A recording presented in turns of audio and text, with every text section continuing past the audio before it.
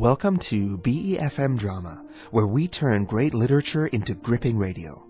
I'm your host, Joshua Cornwell, and tonight we're bringing you part 3 in our 5-part adaptation of The Priory School, a Sherlock Holmes mystery by Sir Arthur Conan Doyle.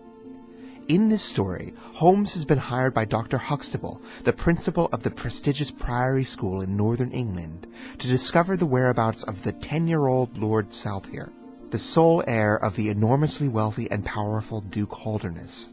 The boy disappeared along with Mr. Heidegger, a German teacher from the school, who took his bicycle along with him. Holmes is determined that the boy and teacher must have disappeared to the north of the school, into the rough, rocky grasslands of the moor in the direction of Holdernesse Hall, Lord Saltire's ancestral home. Holmes and Watson have decided to explore that barren open country in search of clues.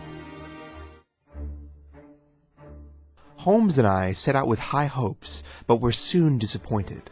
We walked until we came to the broad belt of green, which marked the swampy morass standing between us and Holdernesse Hall. If the lad had gone homeward, he must have passed through there, and couldn't have done so without leaving some traces. But we found no sign of him or the German. Holmes walked up and down the muddy ground, eagerly observing every mark on the mossy surface. Sheep prints were everywhere, and at one place, cows had left tracks. Nothing more. There's another morass a ways further along to examine, but hello, what do we have here? In the middle of our path, clearly marked in the mud, we saw the track of a bicycle.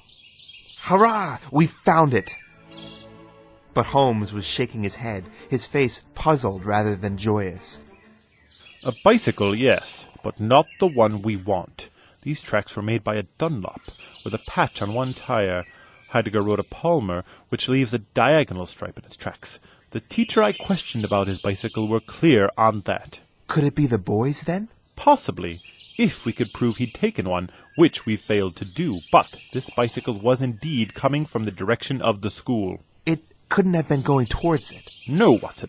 Look closer. You can identify the direction by the way that the rear tire cuts more deeply through the mud where the weight of the rider sits. No, it was heading away from the school. There's a chance it might not be connected to our investigation, but we should still follow the tracks backward before we go any further. We did so, and even though the tracks had nearly been erased by the hoofprints of cows, we traced the path back to the edge of the wooded area, backing onto the school. The bicycle must have emerged from there. Holmes stood in thought for 15 minutes at the edge of the wood without speaking. Well, it is possible a cunning man might change the tires of his bicycle in an attempt to disguise his trail. A criminal who is capable of such thought is one I'd be proud to do business with. Let's leave this question undecided for now and head back to our mud. We still have a large area to explore. We walked back and continued our systematic survey of the edge of the muddy portion of the moor, and soon Holmes cried out and pointed. He found the track of Palmer tires. Here is Herr Heidegger, sure enough. I congratulate you. Let's follow the trail. I fear it won't lead far. We moved carefully, and though we frequently lost sight of the tire tracks, we always succeeded in picking up the trail again. Do you see, Watson, that the rider was speeding up? There can be no doubt. Look at the tracks. There's no difference in depth between the front and rear tires. The rider was throwing his weight over the handlebars, as a man does as he is pedaling hard. By Jove, he had a fall! There was a broad, irregular smudge in the mud. Then there were a few footprints, and the tire tracks reappeared once more. Did he slip? But Holmes pulled up a handful of grass, and I saw to my horror that the stems were all splattered with sticky red.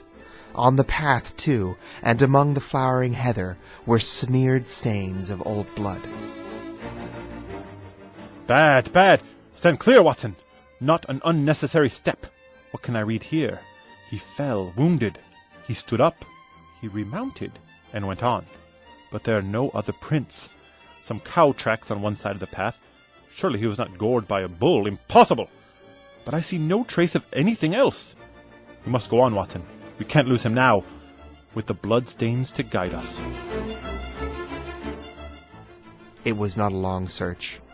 The tire marks swerved on the wet path. Suddenly, a gleam of metal caught my eye from the thick bushes. It was the bicycle, palmer-tired, one pedal bent, and the whole frame horribly smeared and slobbered with blood. On the other side of the bushes we found the unfortunate rider. He was tall, bearded, and wore spectacles. The cause of death was a horrible blow to the head, crushing part of his skull. That he could have continued bicycling at all after receiving such an injury said volumes about his strength and courage. He wore no socks, and there was a nightshirt on beneath his open coat. There was no question it was Heidegger. Holmes examined the body with care, then he sat in deep thought, and I could see by his face that our awful discovery had not helped clarify his case. I'm not sure what to do, Watson. We can't afford to waste even an hour, but, on the other hand, we are honor bound to inform the police of this discovery and see to it that this poor man's body is properly cared for. I could take a note back. But I need your assistance. Wait a moment. There is a farmhand up yonder. Bring him here and we'll give him a note to deliver. I called over the farmhand, and Holmes sent the frightened man off with a note for Dr. Huxtable. We have picked up 2 clues this morning. One is the bicycle with the Palmer tire, which led us to Heidegger. The other is the bicycle with the patched Dunlop tires. Before we investigate that, let's go over what we do know and separate the essential from the accidental. First off, I wish to emphasize that the boy certainly left of his own free will. That is clear. Yes, I agree. The boy was fully dressed when he fled, therefore he knew what he would do. But Heidegger left without socks in pajamas. He certainly acted on short notice. Undoubtedly. Heidegger saw the departure of the boy and went to bring him back. He seized his bicycle, pursued the lad, and in doing so met his death. So it would seem. Here comes the critical part of my argument. Usually a man pursuing a little boy would simply run after him, but the German went straight for his bicycle. He would not do so unless he saw the boy had a rapid means of escape. The other bicycle? It's doubtful. Heidegger was killed 5 miles from the school, not by a bullet which even a child might fire, but by a savage blow from a powerful man. So the lad must have had a companion, and their escape was fast, because it took 5 miles before an expert cyclist could catch up with them. But when we searched the ground at the scene of the crime, we found nothing but a few cow tracks. The other bicycle trail never comes within 50 yards of that spot. The other cyclist had nothing to do with the murder, at least not directly, and there weren't any human footprints around either. Holmes, this is impossible. Very good, Watson. A most illuminating remark. It is impossible, as I tell it, which means I must be telling it wrong, somehow. But you saw the ground for yourself. Can you suggest a possibility? Perhaps Heidegger fractured his skull in a fall. In that mud, Watson? No. I am at my wit's end, honestly. We've solved worse problems. At least we have plenty of material to work with. Come, Watson, let's see what the other bicycle with the patched Dunlop tire has to tell us. We made our way back to the other tire tracks and followed them for some distance. But as we started uphill and left the muddy ground behind us, we lost the trail.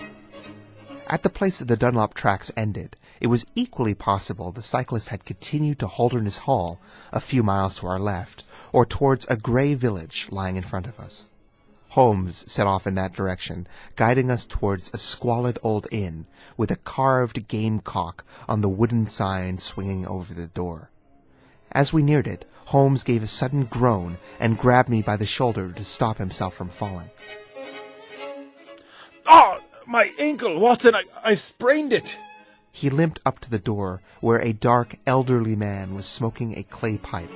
Oh, how are you, Mr. Reuben Hayes? Who are you, and how do you know my name? It's printed on the sign above your head. It's clear you are the master of this house. You don't happen to have a carriage in your stable, do you? No. Oh, I can hardly put my foot on the ground. Don't put it on the ground. But I can't walk. Then hop. Look here, man. I'm in a bit of a fix. I don't mind how I get along. Neither do I. My business is important. I would give you a sovereign for use of a bicycle. The landlord pricked up his ears. Where do you want to go? Holdernesse Hall. Hayes looked over our mud-splattered clothes with an ironic smile. Pals of the Duke, I suppose. Oh, he'll be glad to see us. Why? Because I bring word of his lost son. The landlord gave a very visible flinch. On the boy's track, are you? The police have spotted him in Liverpool. They expect to find him within the day. Hayes relaxed and smiled widely, suddenly genial. I've no reason to wish the Duke well. I was his head coachman once, but he sacked me without so much as a blink on the word of a lying housemaid. But it's good to hear the young lord's been seen in Liverpool. I'll be glad to help you take the news up to the Hall. Thank you. In the meantime, we'll have some food. Then you can bring round the bicycle. I haven't got a bicycle. Holmes held up a sovereign. I tell you, I haven't got one. I'll let you take 2 horses as far as the Hall. Well, well. We'll talk about it once we've had something to eat. Tune in again tomorrow as our tale begins to make its way towards an exciting and dramatic conclusion.